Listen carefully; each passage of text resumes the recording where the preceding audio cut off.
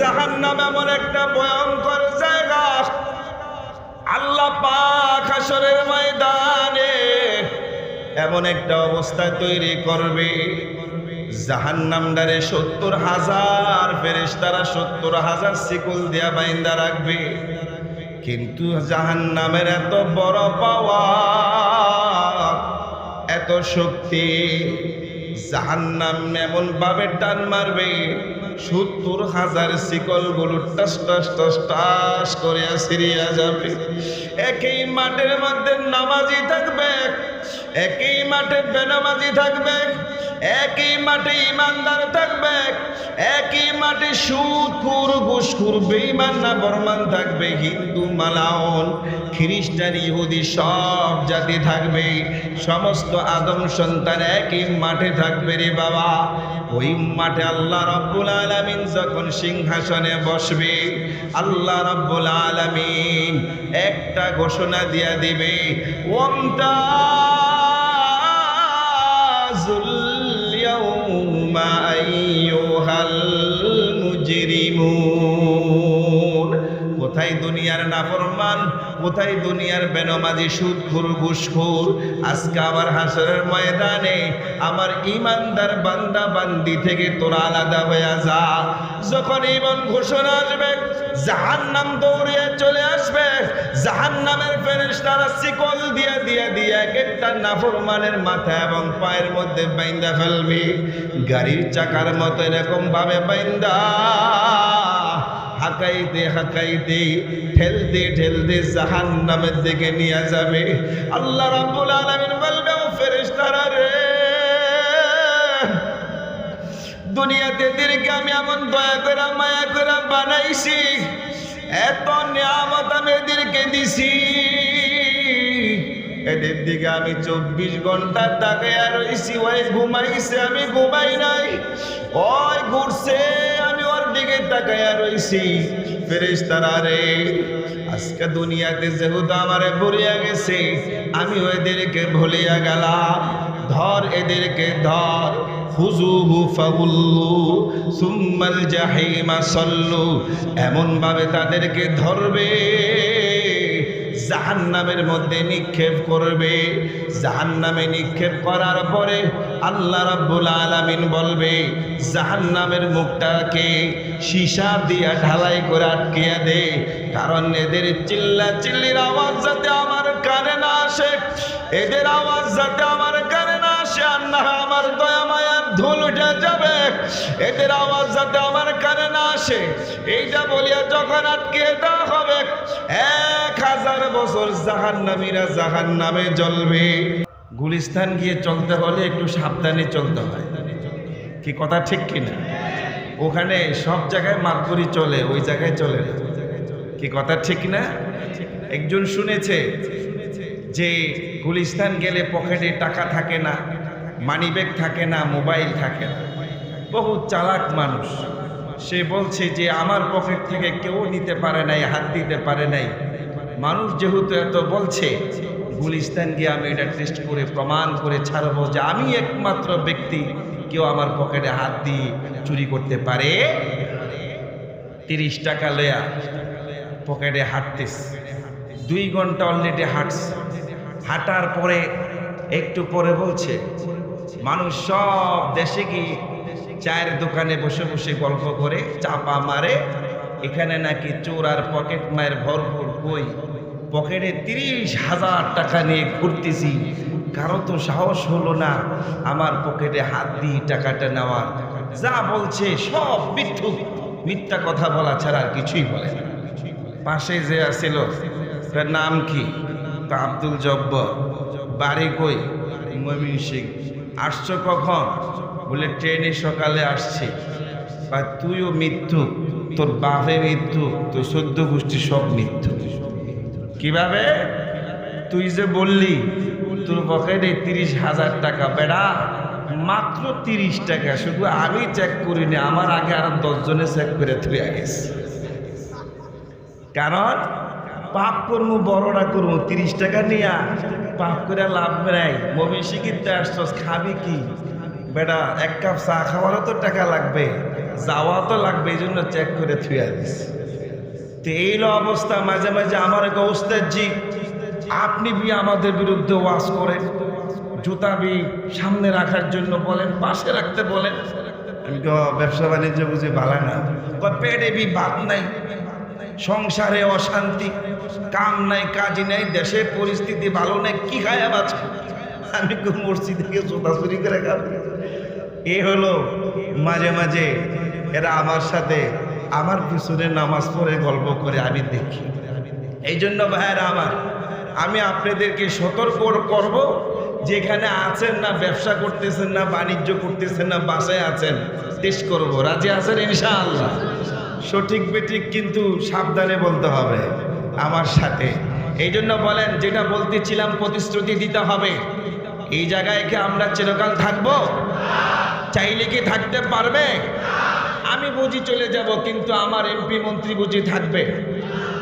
দেশের বাদশাহ, রাজা বাদশাহ, যত টাকার মালিক হোক থাকতে পারবে? এই দেশে অতীতে কেউ থাকতে পারছে? মন্ত্রী হামান, ফেরাউন, নমরুদ কেউ থাকতে পারছে? তাহলে কেউ থাকতে পারবে? চলে যেতেই হবে। চলে যে যাবেন, মরে যাওয়াটাই কিন্তু শেষ না। মরে যাওয়ার পরে হলো জগৎ শুরু হলো, আপনারা জীবন শুরু। মাত্র মুসাফির খানায় আছেন। কিসের খানা? মুসাফির খানায় আছেন। মরার পরে আপনার জিন্দেগি শুরু।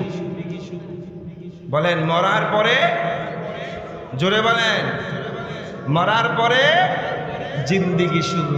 চিন্তা করেন এবার কি শুরু হবে।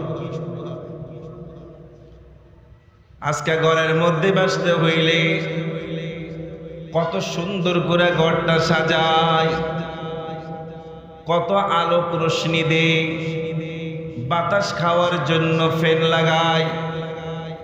আবার যাদের একটু অর্থ টাকা পয়সা ভালো আছে, তারা আবার এসি লাগায়।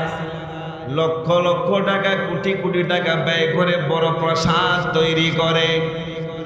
এমন সময় আসবে যখন এই দেহ থেকে আল্লাহ পাকের দেওয়া রূহটা যখন বের হয়ে চলে যাবে, তখন বাবা এই ঘর বাড়ির কোনো মূল্য ওই মালিকের কাছে নাই। কথা ঠিক কিনা? ওই যে ঢাকার শহরে রাত 2টা বাজে যুবক ছেলে আইসা মুয়াজ্জিন সাহেবের রুমের মধ্যে বাইরায়, খটখট খটখট করে আওয়াজ করে। মুয়াজ্জিন সাহেব দরজা খোলার পরে দেখে মহল্লার যুবক বন্ধু চলে আসছে। কি ব্যাপার ভাই, রাত 2টা বাজে, কেন আপনি আসছেন? কারণটা কি? বলে ভাই বিপদে পড়ে আসছে। বলে বিপদটা কি? বলে ভাই 12টা বাজে আমার বাবা দুনিয়া থেকে চলিয়া গেছে। বাবার দেহটা রুমের মধ্যে পড়ে রয়েছে। মুয়াজ্জিন সাহেব বললেন, কি বলেন? বাবা তো মসজিদ থেকে আসার নামাজ পড়ে গেছে। বলে হা, ঘরেতে যাওয়ার পরে বুকের মধ্যে ব্যথা উঠছে, ডাক্তারের কাছে নেওয়ার আগে দুনিয়া থেকে চলে গেছে। এই ক্ষমতাটা আছে কার? চিৎকার দিয়া বলেন কার? দুনিয়ার সব গ্যারান্টি আছে রে বাবা, মৃত্যুর কিন্তু কোনো গ্যারান্টি নাই। কথা ঠিক কিনা? 12টা বাজে বাবা চলিয়া গেছে। মুয়াজ্জিন সাহেব বলে, বাইরে এখন 2টা বাজে, 2 ঘন্টা বাকি আছে, ফজরের আজান হয়ে যাবে। ফজরের আজান দিলে আজানের পরে ইনশাআল্লাহ আমরা আসবো। নামাজ পড়ার পরে ইনশাআল্লাহ আমরা দোয়াবো, গোসল করাইয়া তারপরে দাফন কাফনের ব্যবস্থা করব।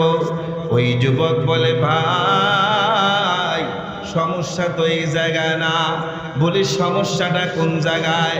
বলি সমস্যা হইল বাবা যে মারা গেছে, বাবার দেহটা ঘরে রাখতে পারতেছি না। আমার স্ত্রী ভয় পায়, আমার সন্তানেরা ভয় পায়।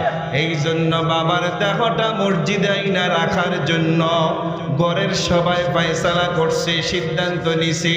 মুয়াজ্জিন সাহেব বলল, ভাই কি বলেন? আপনার বাবা এত এত বড় একটা বাড়ি বানাইছে, লক্ষ লক্ষ টাকা, কোটি কোটি টাকা ব্যয় কইরা এত সুন্দর প্রাসাদটা তৈরি করছে।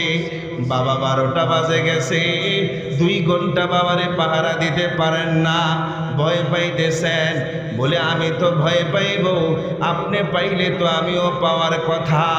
আপনি তার সন্তান, আমি তো তার সন্তান না, রক্তেরও সম্পর্ক নাই। আমি কিভাবে একা একা মসজিদে পাহারা দিব? ওই সন্তান যুবক বলে, হুজুর আপনি তো কোরআন জানেন, দোয়া জানেন, আপনার কাছে কোনো শয়তান আসবে না, আপনি কোরআন পড়লে আপনার কোনো ভয় হবে না। এই জন্য হুজুর আপনি আমার বাবার লাশটা মসজিদের মধ্যে রাখবো, ফজর পর্যন্ত আপনি পাহারা দিতে হবে। কি বুঝলেন? হ্যাঁ, বাবার লাশ মসজিদে বাড়ির দেয় না, কিলা যেতে হবে। এই জন্য ভাইয়ারা আবার আসছি কোন জায়গা থেকে? বলে যে জায়গা থেকে আসছি ওই জায়গায় কিন্তু আবার যেতে হবে, কথা ঠিক কিনা? আমার বাবা আদম আলাইহিস সালাতু ওয়াস সালাম, মা হাওয়া আলাইহিস সালাতু ওয়াস সালাম যেই জায়গা থেকে আসছিলেন, আবার যেই জায়গায় গেছেন, সন্তানদেরকে এই জায়গায় রেখে গেছেন। এই জায়গা থেকে সন্তানরা বাবা মার পথে সেই জায়গায় যাইতে হবে, এতে কোনো সন্দেহ নাই, কথা ঠিক কিনা? কিন্তু বাবা ওই জায়গাটা বড় ভয়ঙ্কর একটা জায়গা।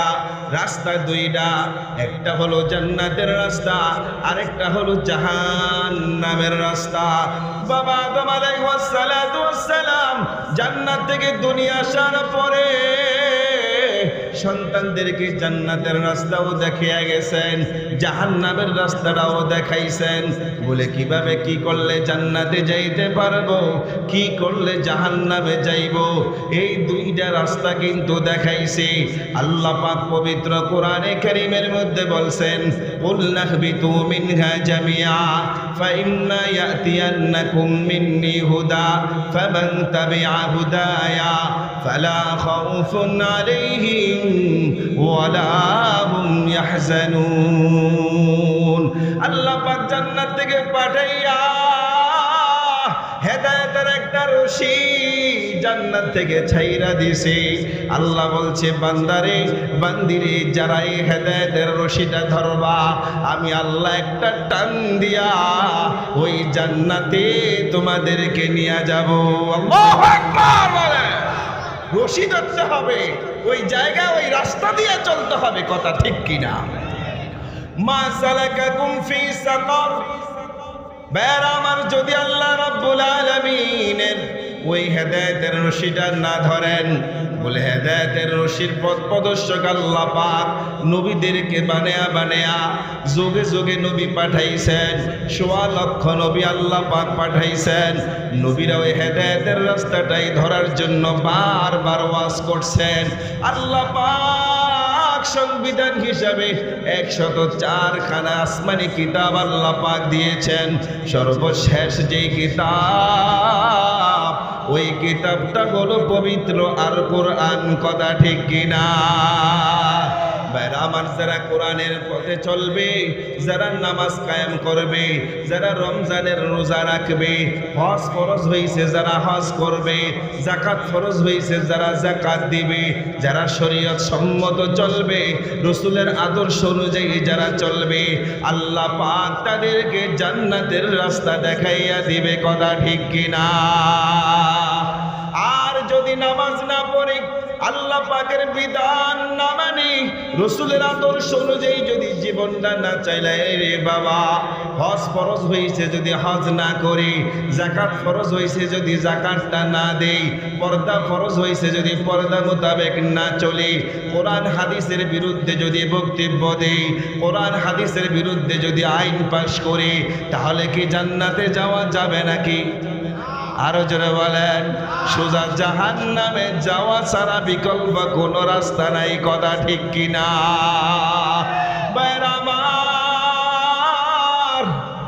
ওই জাহান্নাম এমন একটা ভয়ঙ্কর জায়গা, আল্লাহ পাক হাশরের ময়দানে এমন একটা অবস্থা তৈরি করবে, জাহান্নামদারে 70,000 ফেরেশতারা 70,000 শিকল দিয়া বাইন্দা রাখবে।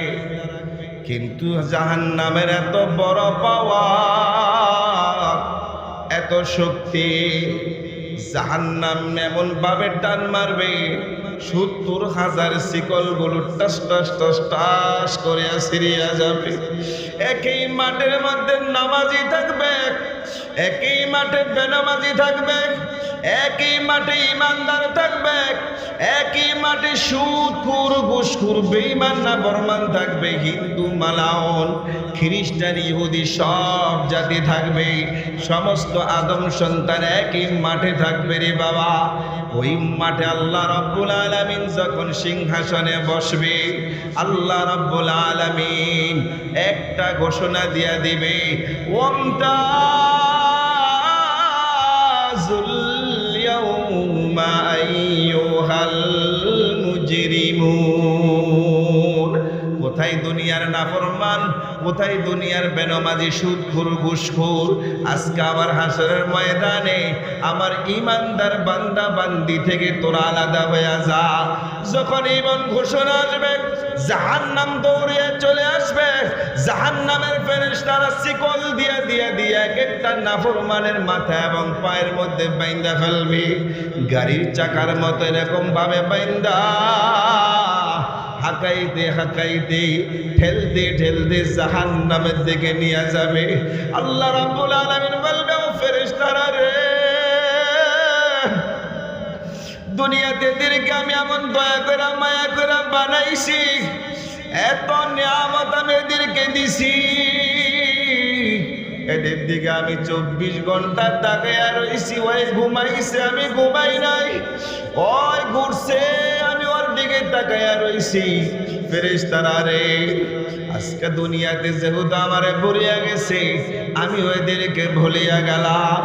ধর এদেরকে ধর, খুযুহু ফাগুল্লু সুম্মাল জাহিমা সাল্লু। এমন ভাবে তাদেরকে ধরবে, জাহান্নামের মধ্যে নিক্ষেপ করবে। জাহান্নামে নিক্ষেপ করার পরে আল্লাহ রাব্বুল আলামিন বলবে, জাহান্নামের মুখটাকে সীসা দিয়া ঢালাই করে আটকিয়ে দে, কারণ এদের চিল্লা চিল্লির আওয়াজ যাতে আমার কানে না আসে, এদের আওয়াজ যাতে আমার কানে না আসে, আর না আমার দয়া মায়ার ধুল উঠে যাবে, এদের আওয়াজ যাতে আমার কানে না আসে। এইটা বলিয়া যখন আটকিয়ে দেওয়া হবে, 1000 বছর জাহান্নামীরা জাহান্নামে জ্বলবে।